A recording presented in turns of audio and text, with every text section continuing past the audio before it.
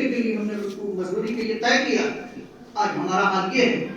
آج کتنی کوتاہی ہوتی ہے، بیڑی پیتے میں نماز کا وقت ختم کر دیا جاتا ہے، چائے نوشی میں نہ جانے کتنی حرام اور گناہ کے جملے ادا کر دیے جاتے ہیں، تجارت میں نہ جانے کتنے حرام طریقے اپنا لیے جاتے ہیں، کوئی فکر نہیں ہے، کوئی ٹوکنے والا نہیں ہے۔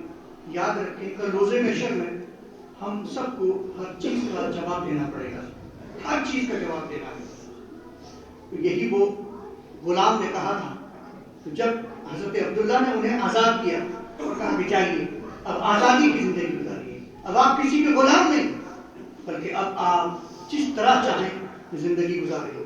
لیکن ساتھ ہی ساتھ یہ جو سینکڑوں کی تعداد میں جو بکریاں ہیں، اس مالک سے ان بکریوں کو بھی خریدا حضرت عبداللہ نے، صرف غلام کو نہیں، غلام کو خریدا، اور جتنی بکریاں تھیں تمام بکریوں کو بھی حضرت عبداللہ نے خرید لیا، غلام کو آزاد کیا اور تحفے میں تمام بکریاں دے دی اور کہا کہ جائیے آپ بالکل آزاد ہیں، اور یہ جتنی بھی بکریاں ہیں سب کے آپ مالک ہیں، آپ جو چاہیں آپ جیسے چاہیں اسے صرف کریں۔ ایک بات انسان کے دل میں بس جاتی ہے تو پھر وہ اپنی زندگی کو بدل دیتا ہے۔ لیکن آج ہم اتنی تفکرات، آج کل سردی زیادہ ہو رہی ہے، میں نے اندازہ کیا مسجد میں تعداد گھٹ گئی۔ اسلامی قانون کیا ہے؟ اسلامی قانون آپ پتہ کریں کہ اگر انسان ناپاک ہو گیا ہے، اگر اس کو غسل کرنے میں طبیعت خراب ہونے کا اندیشہ ہے، یا غسل کرنے کا اسے یقین ہے کہ وہ بیمار پڑ جائے گا، تو پھر تیمم کر لے۔ غسل تیمم، جس طرح وضو کے لیے تیمم ہم کر سکتے ہیں، اسی طرح غسل کے لیے بھی تیمم کر سکتے ہیں۔ لیکن ہم کو مسئلہ معلوم ہے، ہم نے مسئلہ معلوم کرنے کی کوئی ضرورت محسوس نہیں کی۔ ہم اتنے آزاد ہیں کہ ہم جو نماز پڑھتے ہیں ہم اس کی بھی حفاظت نہیں کر پاتے۔ اب آئیے ایک اس شخص کی بات سنیے، عبد الملک بن مروان کے پاس ایک شخص آتا ہے اور کہتا ہے، اس وقت کے وہ بادشاہ تھے، تو کہا کہ عبد الملک بن مروان میں آپ کے پاس آیا ہوں، میں بہت گناہ گار ہوں، بہت بڑا گناہ گار ہوں، اور میرے حق میں آپ دعا فرما دیں، اور میں اپنی غلطی کا اعتراف کرنے کے لیے آیا ہوں، اور جو سزا میرے تعلق سے منتخب ہو وہ آپ سزا بھی منتخب کر دیں۔ کہا کہ تم نے کون سے گناہ کیا، کون سی غلطی کی ہے؟ تو وہ شخص کہتا ہے کہ میں کمانے کے لیے غلط طریقہ اپنا لیا تھا۔ غلط طریقہ کیا تھا؟ آج کے دور میں کپڑوں کی کوئی انسان کے پاس کمی نہیں، ایک انسان کے پاس 10-20 جوڑے کپڑے ہو سکتے ہیں۔ آج ان کپڑوں کی کوئی اہمیت نہیں، سستے سے لے کر مہنگے کپڑے تک انسان استعمال کرتا ہے۔ لیکن کل کی بات میں کر رہا ہوں، جب کپڑے بہت مشکل سے ایک انسان خرید پاتا تھا، کپڑے خریدنے کے لیے اس کے پاس پیسے نہیں ہوتے تھے، ایک کپڑا وہ خریدتا، وہ جسم میں لگاتا، پہنتا، جب تک کہ وہ کپڑا پھٹ نہیں جاتا تھا یا پھٹنے کے قریب نہیں ہو جاتا تھا، جب تک کہ 2-4 اس میں پیبند وہ لگا نہیں لیتے تھے، پھر دوسرے کپڑے کی نوبت نہیں آتی تھی۔ میں اس وقت کی بات کر رہا ہوں کہ جب کپڑوں کی بڑی اہمیت تھی، کپڑے مہنگے بکا کرتے تھے، لوگوں کے پاس کپڑے تھے۔ تو اس شخص نے کہا کہ میرا یہ عمل تھا کہ میں کفن چوری کرتا، یہ کفن اب لوگوں نے کیا کیا، مردے کو دفنا دیا۔ اب وہ شخص رات کے اندھیرے میں قبر کو کھودتا اور کفن اس کے جسم سے اتار لیتا۔ اب کفن میں کئی میٹر کپڑے ہوتے ہیں، اور وہ کپڑوں کو لے لیتا، نکال لیتا، اور پھر اسے دھو دھا کر صاف شفاف کر کے بازار میں بیچ دیتا تھا۔ یہ اس کا دھندا تھا۔ تو اس نے اپنے جرم کا اقرار کرنے کے لیے عبد الملک بن مروان جو کہ وقت کا بادشاہ تھا، اس کے پاس آتا ہے اور کہتا ہے کہ میں نے بہت بڑی غلطی کر رکھی ہے، میں نے کمانے کے لیے غلط طریقہ اختیار کر رکھا تھا، میں اپنے گناہ کا اعتراف کرنے کے لیے آپ کے پاس آیا ہوں. کھڑے ہو جائیں، سطح پر فرما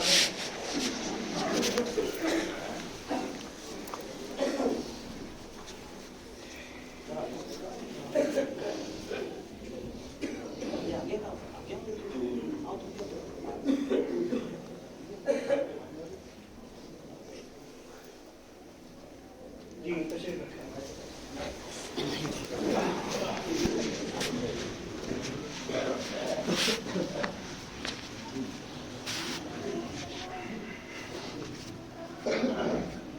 تو عبدالملک بن مروان کا کہنا ہے، میں تم سے ایک بات پوچھنا چاہتا ہوں، اور وہ یہ بتاؤ، اب تک کہ تم گناہ کرتے رہے، اب تک تم بدعملی کے شکار رہے، لیکن تمہیں وہ کون سی بات ہے جس نے اپنے گناہ کو اعتراف کرنے پر مجبور کر دیا؟ کون سی بات ہے؟ کس بنیاد پر آج گناہ کا اعتراف کر رہے ہو؟ کہ ہاں میں وہ بتانا چاہتا ہوں. کہا کہ بتاؤ. کہا کہ میں ایک روز قبر کھودنے کے لیے گیا، ایک قبر کو کھودا. جب قبر کو کھودا، چونکہ سب کو معلوم ہے کہ جو مسلم، جو مومن ہیں، انہی کو اپنایا جاتا تھا، انہی کو پتا چلا کہ مرد ہے تو اس کے لیے 3 کپڑے ہیں، اور خواتین ہیں تو ان کے لیے 5 کپڑے ہیں. یہ میں خود مسلمانوں کی ہی لاشوں سے یہ کفن اتارا کرتا تھا. تو میں بہت سارے قبروں سے، بہت سارے مردوں سے، ان کے جسم سے میں نے کپڑے اتارے. تو میں یہ دیکھتا تھا کہ جو مسلمان ہوتے ہیں ان کو جب دفنایا جاتا ہے، ان کو جب لٹایا جاتا ہے قبر میں، تو ان کے چہرے کو قبلے کی جانب کر دیا جاتا ہے، ہلکا سا موڑ دیا جاتا ہے کہ وہ قبلے کی جانب اس کا چہرہ رہے. تو میں یہ دیکھتا تھا. لیکن میں ایک دن گیا تو میں نے قبر کھودا تو میں نے دیکھا، مجھے یاد ہے کہ اس شخص کے چہرے کو قبلے کی طرف کیا گیا تھا، لیکن اس کے باوجود جب میں نے قبر کھودا تو دیکھا کہ اس کا چہرہ بالکل الٹا، یعنی قبلے کی طرف اس کا رخ نہیں ہے. تو میں یہ دیکھا، تھوڑی سی مجھے گھبراہٹ ہوئی کہ ایسا کیوں کہ قبلے کی طرف رخ کر دیا جاتا ہے لیکن اس کا چہرہ بالکل الٹا ہے. تو میں نے اس کے چہرے کو سیدھا کرنے کی کوشش کی، لیکن چہرہ قبلے کی طرف نہیں ہوا. تو اس کے بعد مجھے تھوڑی سی گھبراہٹ ہوئی.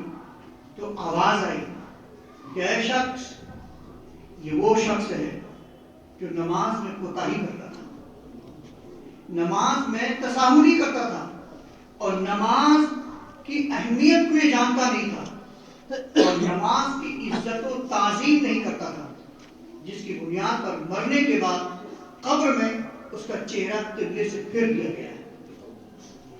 اب آئیے، ابھی اور چیزیں ہیں. انہوں نے 5 قبریں اس رات میں کھودی، اور 5 کے تعلق سے الگ الگ باتیں انہوں نے عبدالملک کی بارگاہ میں کہا.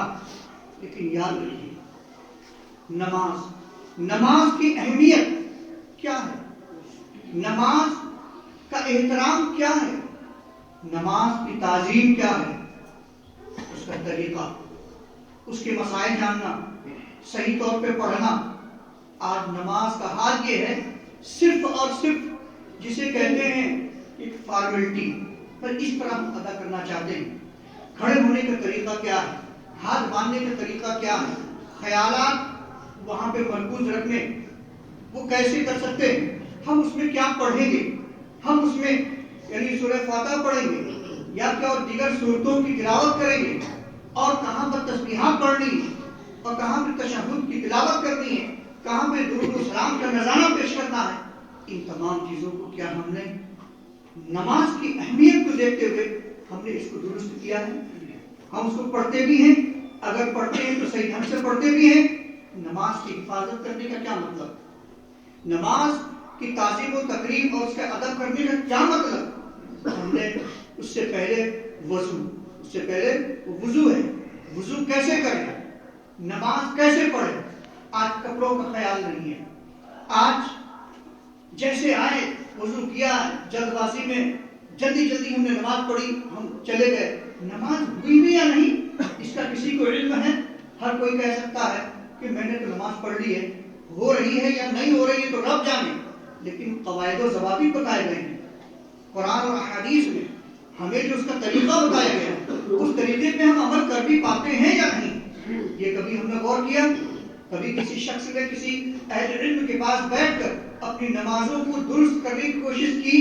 کبھی اس نے اپنی رکوع کو دکھایا، کبھی اس نے اپنے سجدے کو دکھایا؟ ظاہر سی بات ہے کہ صرف ہم نے نماز پڑھتے ہوئے دیکھا، جمعہ میں ایک مرتبہ ہم آئے، سب لوگ نماز پڑھتے ہیں، ہم نے بھی نماز پڑھ لی، لیکن نماز بہت سارے لوگ ہمارے کچھ ایسے مخلص نمازی ہیں، وہ جب کسی نمازی کو غلط طریقے سے نماز پڑھتے ہوئے دیکھتے ہیں وہ کبھی کبھی ہم کو یاد دلاتے ہیں، کہتے ہیں حضرت اس سلسلے میں بتا دیجیے گا، اس لیے کہ یہاں یہ دور ایسا آ گیا ہے کہ اگر کوئی کسی کو کہہ دے وہ برا مان جاتا ہے۔ اب کسی نے اگر کسی کو کہہ دیا کہ صاحب آپ کی انگلیاں سجدے میں نہیں لگتی تو اپنا دیکھو دوسرے کو کیا کہتے ہو تم، اس طریقے کی بات ہے۔ اگر کسی نے اگر مسئلہ کسی کو بتا دیا تو دوسرا کہتا ہے جاہل سمجھتے ہو کیا، بڑے بڑے علماء سے میرے تعلقات ہیں، پڑھا لکھا ہوں جاہل نہیں ہوں، اس طرح جواب دیا جاتا ہے، جبکہ یہ کہہ دینے میں کیا جاتا ہے کہ صاحب غلطی ہو گئی، ہاں انشاءاللہ میں آئندہ خیال کروں گا، ہو جاتا ہے انسان سے، ہو سکتا ہے کبھی ہمیشہ درست پڑھتا ہو اس دن اس کی غلطی ہو گئی، اتنا کہہ دینے میں سب بات ختم کے ساتھ آئندہ خیال کروں گا، ختم ہو گئی بات ختم ہو گئی۔ کبھی کبھی کچھ ایسے نمازی بھی ہوتے ہیں کہ وہ بہت غور کرتے ہیں کہ وہ جو ہے فلاں نمازی تو ٹھیک سے نماز نہیں پڑھتے اور بہت پیچھے پڑ جاتے ہیں، ایک ہوتا بتانا، ایک ہوتا پیچھے پڑ جانا، تمیز نہیں ہے تم کو، نماز پڑھنے چلے جاتے ہو، کھڑے ہونے کی تمیز نہیں، یہ بتانے کا انداز ہے۔ کبھی ہمارے بتانے کا انداز غلط ہوتا ہے، کبھی ایسا ہوتا ہے ہم پیار سے بتاتے ہیں دوسرا آدمی غصہ ہو جاتا ہے، ان تمام چیزوں پہ ہم کو غور کرنا چاہیے۔ حاصل کلام یہ ہے کہ ہم کو نماز کا طریقہ صحیح طور پر سیکھنا چاہیے، ورنہ کہیں ایسا نہ ہو کل انتقال کے بعد قبر میں قبلے سے ہمارا چہرہ پھیر دیا جائے۔ حضرات گرامی، پھر وہ شخص کہتا ہے کہ بادشاہ سلامت، میں نے دوسری قبر کھودی، جب دوسری قبر کھودی تو میں کفن کیا اتاروں گا، میں تو بالکل خائف ہو گیا، ڈر گیا، کیا؟ کہا کہ میں نے دیکھا کہ اس کا چہرہ خنزیر جیسا ہو گیا ہے۔ اللہ اکبر، اللہ اکبر، کہا کہ میں دیکھ کے بالکل گھبرا گیا، جسم انسان کا چہرہ اس کا بدل گیا، تو میں نے جب اسے دیکھا میں ڈر کے بھاگنے لگا، جب بھاگا اتنے میں آواز آئی، کہاں بھاگ رہے ہو، سن کے جاؤ، بتانا لوگوں کو یہ وہ شخص ہے جو دنیا میں شراب پیتا تھا اور اسی حالت میں مرا ہے۔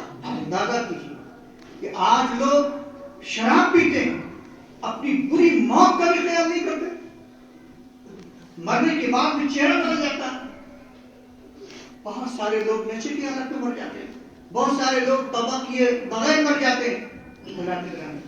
ہمارا نوجوان کہاں چلا گیا ہے؟ آؤ دین کے قریب آؤ، اس سے جڑ جاؤ، اللہ کی بارگاہ میں سردریز ہو جاؤ، یہ شیاطین کے عملیات سے اپنے آپ کو دور کرو اور رب کے احکامات پر عمل کرنے کی کوشش کرو۔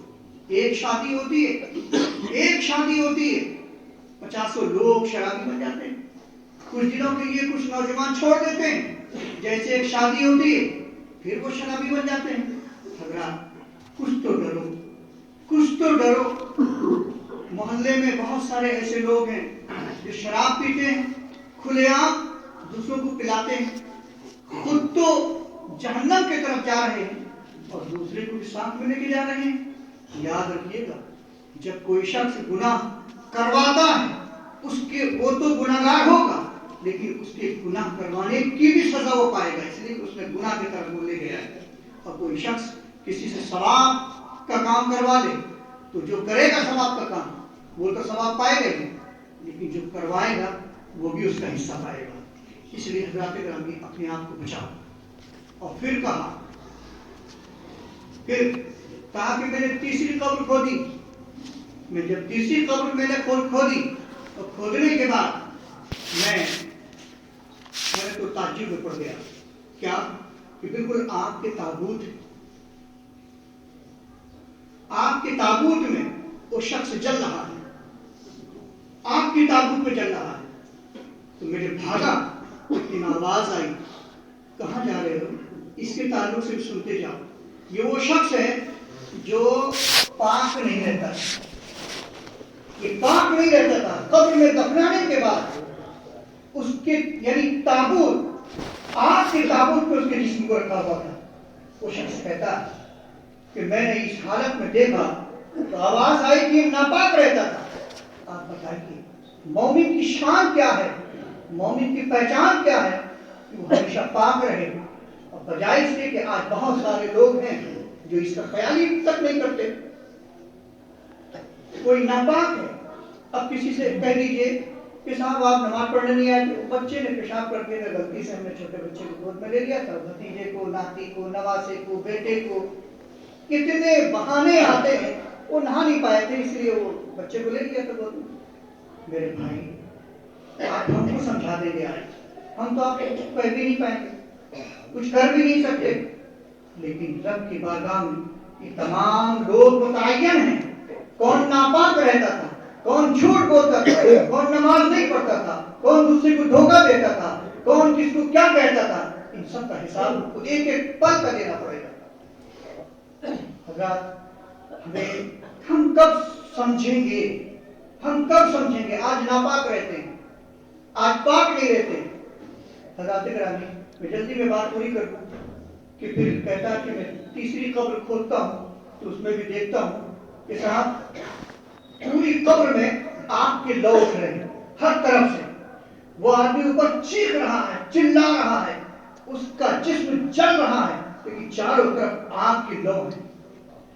तो जब मैं उसे भी देख के भागा तो फिर आवाज आई, इसके ताल्लुक सुनते जाओ।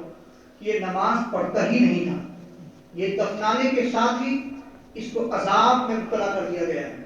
ये चारों तरफ इसकी आग है, चारों तरफ, और उसी में वो चिल्ला रहा है क़यामत तक इस सजा में मुब्तला, और फिर क़यामत के बाद जहन्नम में फिर सजा। हमको किसी भी हाल में हमें नमाज नहीं छोड़नी चाहिए। कहा कि मैंने जब 5वीं कब्र खोदी मैं घबराया हुआ था, लेकिन मैं अभी तक कफन ले नहीं पा रहा था, इसलिए मैंने बार बार कब्र खोद रहा था कि मुझे आज मैं मेहनत करूं तो रात में कहीं मुझे कपड़ा मिल जाए।